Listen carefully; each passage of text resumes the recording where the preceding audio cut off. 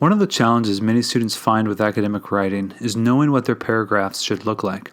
They often recognize that a paragraph needs something like a quote or an example, and that it should start and end with a connection to previous and future paragraphs, but beyond that, well, it's anyone's best guess. What I'm going to suggest in this video is that you keep in mind a template for writing paragraphs called the uneven U.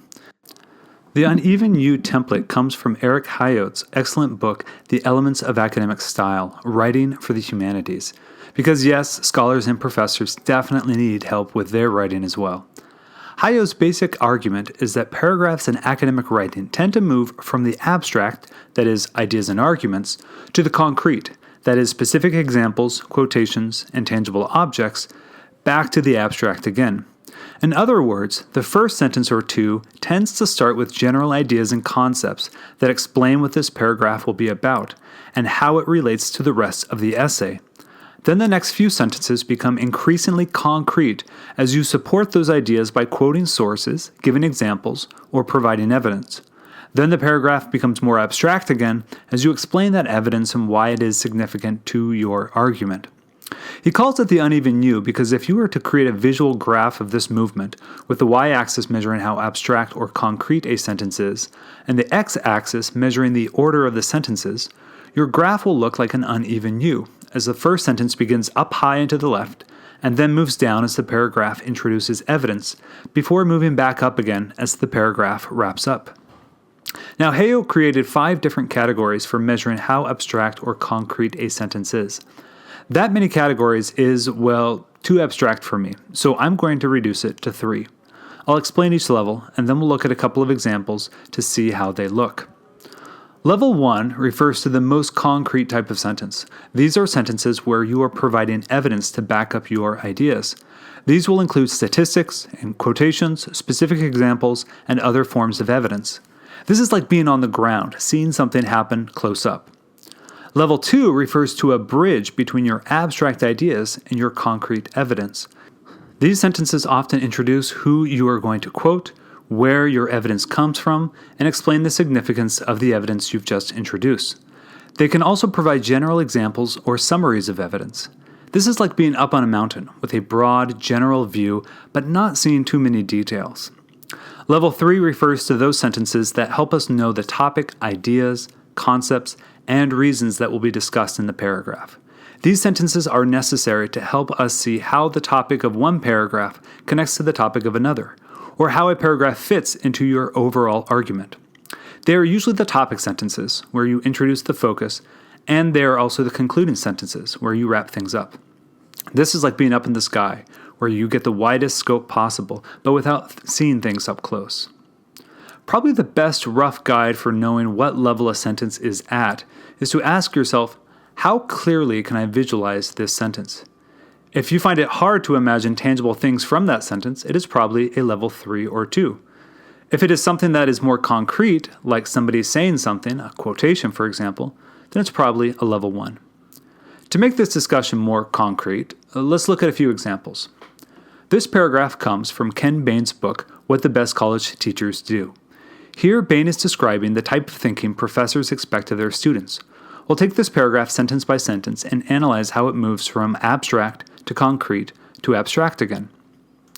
The teachers we studied all shared this view that learning takes place not when students perform well on examinations, but when they evaluate how they think and behave well beyond the classroom.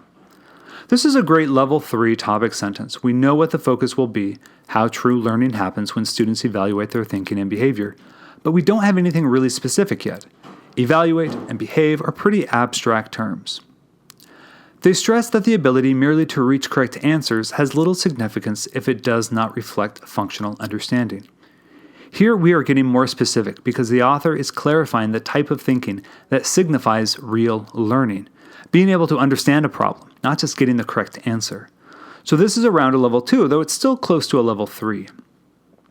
Don Seri, the highly successful math professor at the University of California mentioned earlier, emphasizes the ability to think critically about calculus problems rather than the capacity to plug and chug towards some correct solution. This is a level 1 sentence. We have a concrete example, Professor Don Seri, who is speaking specifically about teaching calculus problems, We can visualize in our minds a professor out in Berkeley helping his students think through complicated math problems. The best teachers want to challenge students to think differently, to ask questions that expose problems with the faulty notions students bring into the class, and generally to put them intellectually in situations in which they must question and rebuild their conceptions. Notice how we have moved from a specific example in the previous sentence to a more general statement that sums up that example, from a level 1 to a level 2. It's as if we've gone from looking at a tree up close to climbing up a mountain and seeing the whole forest. We are moving away from one specific teacher to thinking about many teachers. They stress the need for students to grapple with important concepts and ideas, to see them from a variety of perspectives, and to build their own understanding of the material. Now we have moved out to a broad, abstract level 3 again. We're dealing with concepts and ideas, perspectives and understanding, all things that are hard to visualize but connect us to the broader point introduced in the topic sentence. Now you're probably thinking, hey, that doesn't look uneven at all, and it definitely doesn't look like a U. That's a perfect V. Well, fair enough. But the reason we call it the uneven U is that most paragraphs have much more variety than the one we just looked at. Take this paragraph about pirates from Alan Taylor's book, American Colonies. Again, I'll take it sentence by sentence. At the end of the 17th century, as British commerce and naval might eclipse the Spanish, British imperial officials reassessed their support for piracy.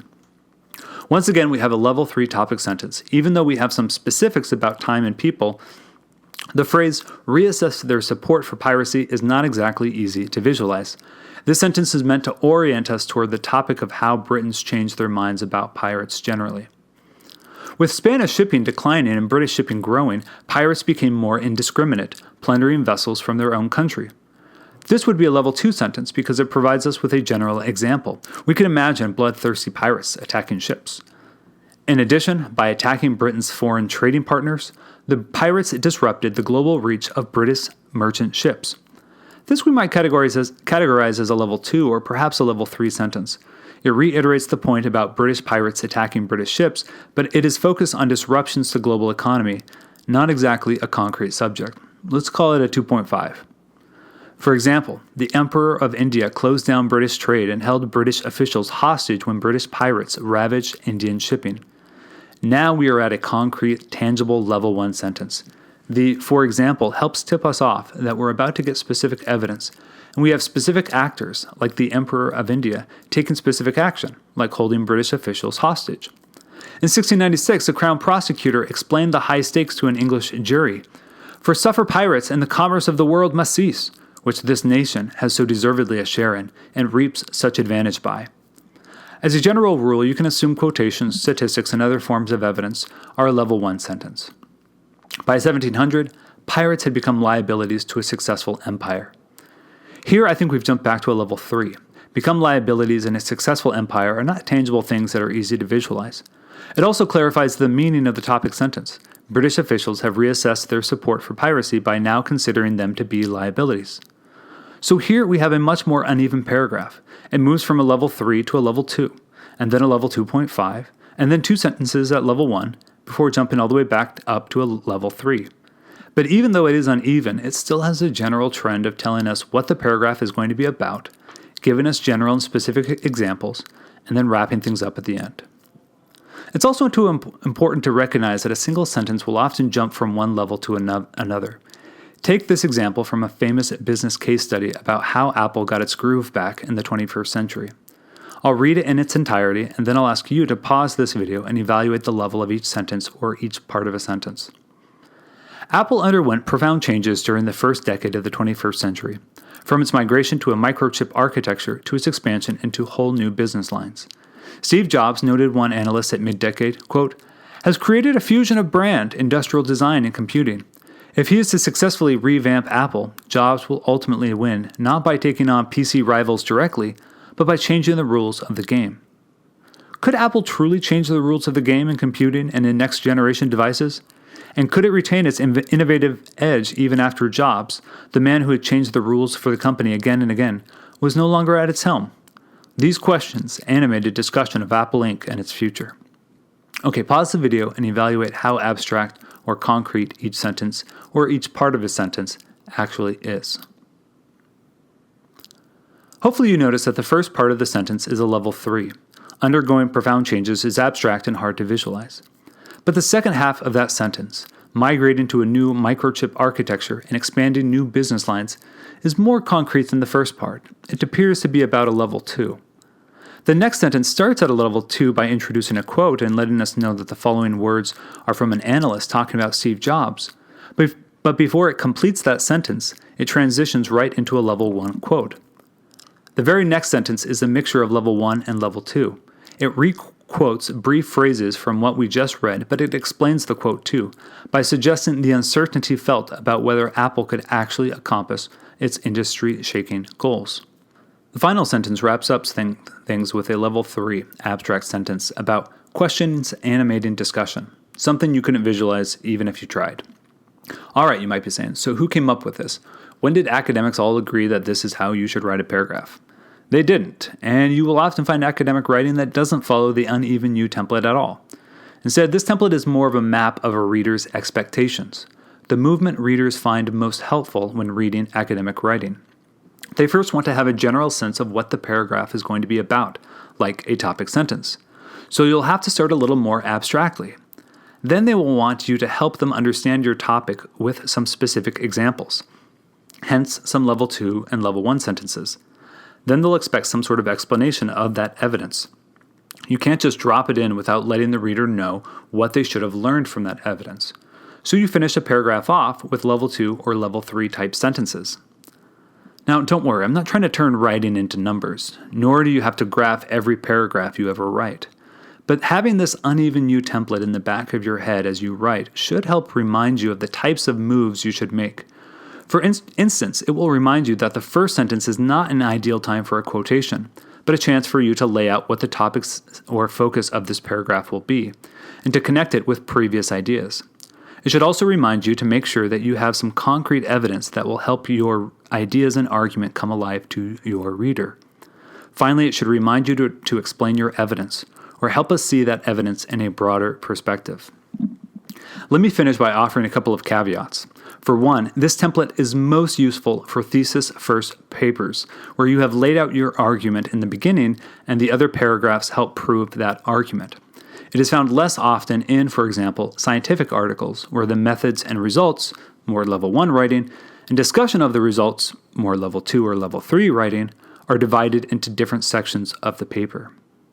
Also, this template is not a rigid form you have to follow. You will often find wonderful academic writers ending their paragraphs with quotes or sometimes writing a whole page without a specific piece of evidence. But once you think of your reader's expectations as following this uneven U pattern, you can know how to break these rules in creative and exciting ways.